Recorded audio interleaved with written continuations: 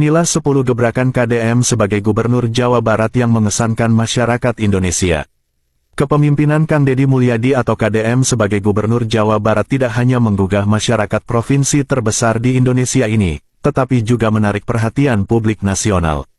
Dalam waktu singkat, ia membuat gebrakan yang tajam, efektif, dan berakar kuat pada kebutuhan rakyat.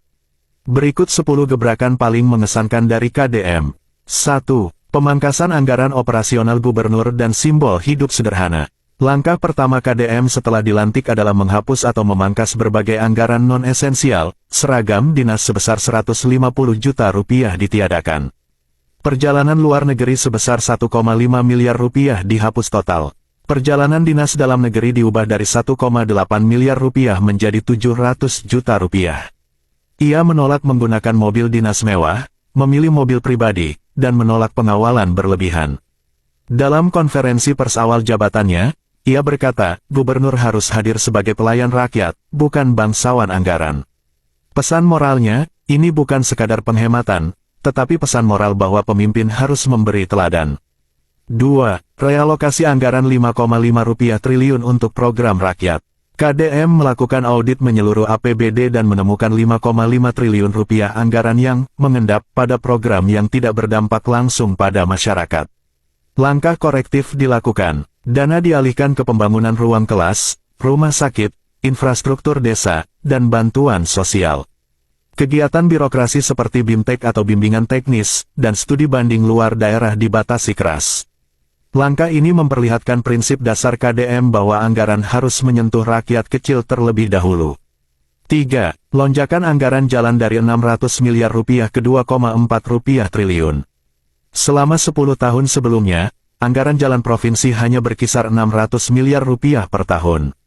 Di bawah KDM pada tahun 2025, anggaran jalan provinsi melonjak ke Rp2,4 triliun. Fokus diarahkan pada daerah-daerah tertinggal seperti Garut Selatan, Sukabumi Selatan, dan Kuningan. KDM meninjau langsung proyek jalan dan tak segan menegur kontraktor lamban. Ia menyebut, jalan yang rusak bukan hanya bikin mobil mogok, tapi juga bikin ekonomi rakyat mandek. 4. Sekolah gratis, renovasi masif, dan pendidikan karakter. KDM melihat pendidikan bukan hanya bangunan, tapi juga karakter. Anggaran renovasi sekolah, dari Rp60 miliar menjadi Rp1,2 triliun. Sekolah gratis, pembebasan iuran sekolah di berbagai daerah pinggiran.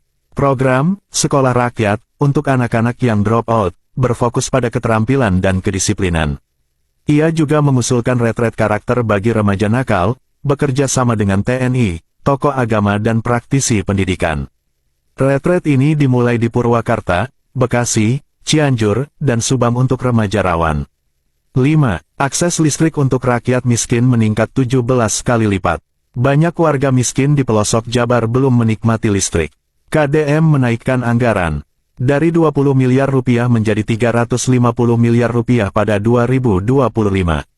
Ditargetkan 98% rumah tangga miskin di wilayah selatan dan barat sudah berlistrik pada akhir 2025. Selain itu, KDM menginstruksikan penyediaan solar panel komunitas di desa tanpa akses PLN. 6. Transformasi layanan kesehatan dan program rumah layak huni. KDM menegaskan, orang miskin tak boleh mati karena tak bisa berobat. Langkah nyatanya, pengadaan 200 ambulans desa dalam 1 tahun pertama. Pembangunan 3 RS tipe C di Bogor Barat, Tasik Selatan, dan Majalengka. Program renovasi rumah, anggaran dinaikkan menjadi Rp120 miliar, menargetkan 10.000 rumah tak layak huni per tahun. Data Dinas Kesehatan Jabar menunjukkan penurunan 17% kasus kematian ibu melahirkan berkat fasilitas baru. 7. Transparansi dana hibah dan reformasi dana pokir DPRD. KDM mencoret lebih dari Rp2 triliun dana hibah yang tidak jelas hasil dan sasarannya. Ia mempublikasikan data penerima hibah dan hasil auditnya di website Pemprov.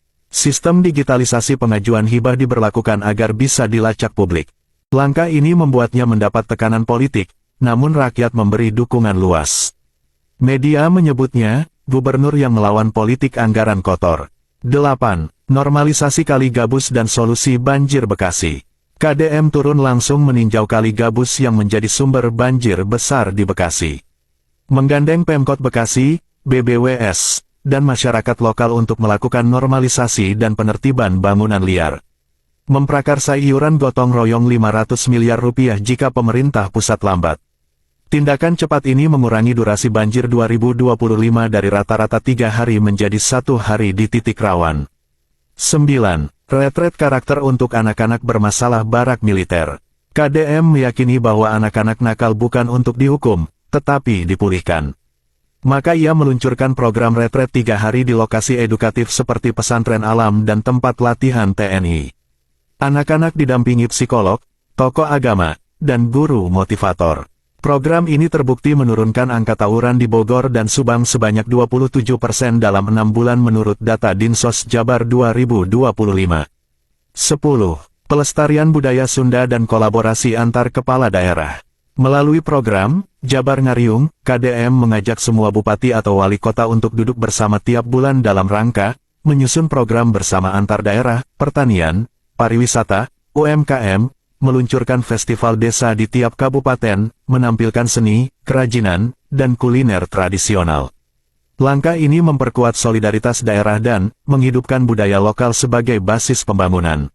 Dari 10 gebrakan ini kita bisa menilai model kepemimpinan KDM yang melayani dengan hati, bertindak dengan akal sehat. Ke-10 gebrakan di atas memperlihatkan benang merah yang jelas, Kang Deddy Mulyadi memimpin dengan keberanian moral, kepekaan sosial, dan logika kebijakan yang kuat. Ia menolak kemewahan birokrasi, memilih keteladanan personal. Ia tak takut pada tekanan politik demi rakyat kecil. Ia percaya bahwa perubahan tidak datang dari pidato, tapi dari keputusan nyata yang menyentuh hidup rakyat. KDM adalah contoh pemimpin masa depan Indonesia, berpihak, bersih, berani, dan bijaksana. Akan tetapi, tak bisa dimungkiri, di balik 10 gebrakan yang menyentuh langsung kebutuhan rakyat, kepemimpinan KDM juga menuai kritik, terutama dari kalangan elit birokrasi dan politik yang selama ini menikmati zona nyaman kekuasaan dan anggaran. Pemangkasan dana hibah, penghapusan perjalanan dinas, serta transparansi anggaran membuat banyak pihak merasa terganggu. Beberapa oknum DPRD bahkan secara terbuka mempersoalkan langkah-langkah KDM yang dianggap terlalu berani atau tidak prosedural. Namun dalam berbagai kesempatan, KDM menjawab dengan tegas, kalau prosedur hanya jadi alasan untuk menunda kebaikan bagi rakyat, berarti prosedur itu perlu dikoreksi. Reformasi yang menyentuh akar persoalan memang tak pernah nyaman bagi mereka yang sudah terbiasa dengan privilese. Namun justru dari sinilah letak keberanian seorang pemimpin diuji, berani berdiri di tengah badai demi mereka yang tak punya suara. Maka, gebrakan KDM bukan hanya agenda pembangunan fisik dan sosial, tetapi juga perjuangan moral untuk membalikkan arah kepemimpinan, dari yang semula melayani elit menjadi pemimpin yang sungguh-sungguh berpihak pada rakyat kecil. Bagi masyarakat Jabar, jangan ikuti kritikan kaum elit yang kepentingan pribadi dan kelompoknya diganggu oleh kebijakan gubernurmu yang pro-rakyat. Percayalah, di tangan KDM yang tulus membangun, Jawa Barat akan lebih maju di masa depan. Indonesia cukup lelah dengan pemimpin-pemimpin korup tanpa kerja nyata untuk rakyat di daerah, yang hanya memanfaatkan kuasa dan jabatan untuk membajak anggaran demi membalikan modal kampanye yang berbiaya tinggi baik bagi diri sendiri maupun kelompoknya. Salam kritis selalu.